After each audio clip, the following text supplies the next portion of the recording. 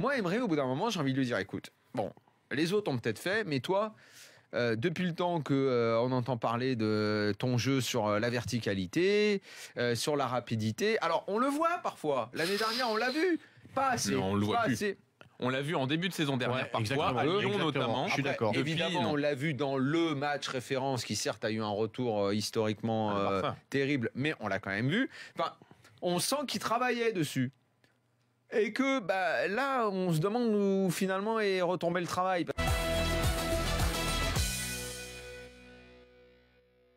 Mon constat, c'est que après Noël, t'as les joueurs qui ont repris le pouvoir, qui ont repris le style de jeu qui était le leur avec Blanc, avec Ancelotti même Sauf avant. en Coupe d'Europe.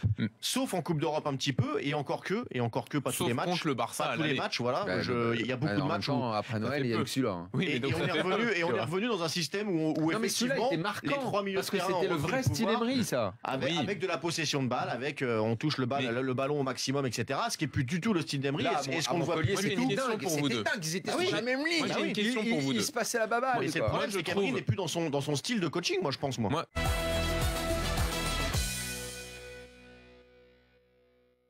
Si on me trouve dans le monde et dans un autre match, une rencontre où le 17e d'un championnat a joué le 2e, a pris 4-0, allez, même a pris 2-0, a eu une possession beaucoup plus nette et un pourcentage de passes réussies double. Parce que à ça, on va me répondre, oui, la possession, ça veut rien dire. J'ai dit, oui, non, mais il n'y a pas de problème. Quand c'est Inter-Barça, quand c'est Bayern-Barça 2013 et tout, pas de problème. Entre deux gros, quand ça découle de choix tactiques, de machin, on est entre deux gros, il n'y a pas de problème. Non, là, je parle du 17e d'un championnat face à un 2e. Ce cas de figure-là en stats, sachant qu'en plus, globalement, normalement, quand tu as la possession, tu gagnes plus souvent que quand tu l'as pas. Globalement. Hein. c'est fou ce que t'aimes les stats. Mais je m'arrête pas. Mais je m'arrête même pas. Mais je m'arrête même pas de ces stats. Parce que ça a été souvent le cas avec Lille cette année. Mais c'est dire. C'est ça le paradoxe. C'est dire si ce que fait Lille est absolument fou et même incohérent.